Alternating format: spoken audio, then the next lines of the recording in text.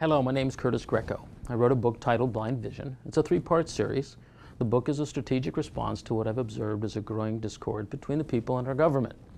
I do this by using historical and contemporary references, as well as many personal observations, inviting you, the reader, along the way to engage in evaluating whether or not government can be, if at all, the ultimate benefactor, or as its original design intended, the refining force of their inalienable right and their will, that is, you, the people.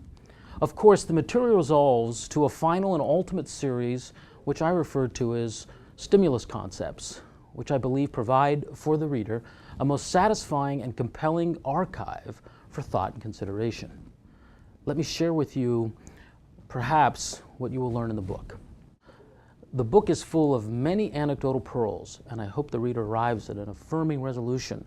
For all things, the passage of time either draws one closer to the ideal, which is the focus of their attention, or absent this focus, the ideal fades into obscurity and is replaced with something else.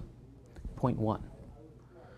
Good government persists and evolves for the very same reason. However, as with all things worth accomplishing and perfecting, it requires constant and vigilant reference to the ideal in order to assure not only its preservation, that is, government's preservation, but also protect its beneficial results. In the closing volume of the series, we conclude with what I believe to be the ultimate goal of the book, which is this.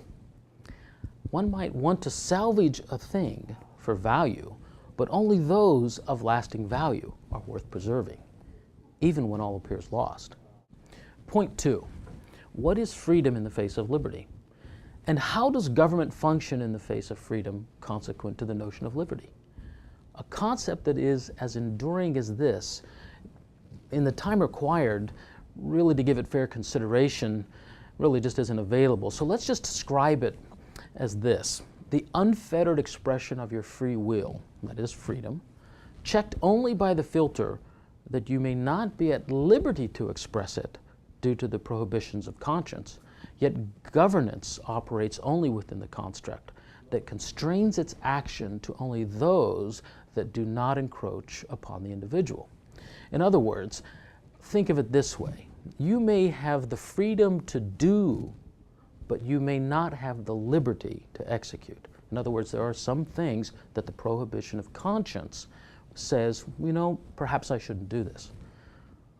Government that operates beyond these limits is the purest form of tyranny, and thus no governance at all. Point 3.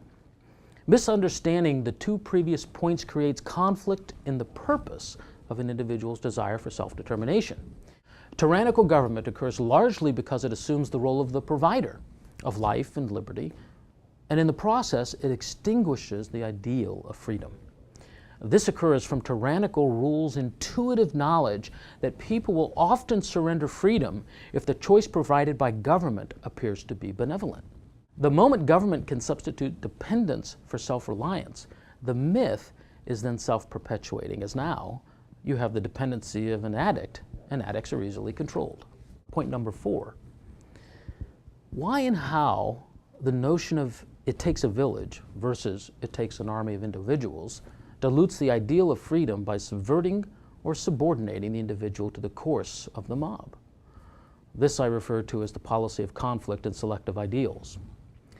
The notion of the village concept is a pathological reinterpretation of the value inherent in and the native genius of the individual. It creates an entire new paradigm, which I call, and frequently refer to throughout the series, as flat earth idolatry. Point number 5. The strength in genius is not so much the concept that we might identify as its product, but more so the will, the strength, and the courage of the individual to express and pursue their highest ideals. In the book, in the last of the 3 series volume, there is a section that I refer to as the functional stimulus, and we might think of the individual genius expressed in those terms, and I'll trust that you'll look forward to reading that section. It's really well done. This is to say, unless, of course, one is willing to express their genius in the light of day. Their thinking, it really doesn't matter at all what they think. what one thinks for the lowest of value to the complete peak of inspired thought has absolutely no value when confined to the residence of one's mind. All this to say, the genius of the Declaration of Independence in the Constitution of the United States is literally no value if not preserved by its vigilant preservation and the insistence of its practice.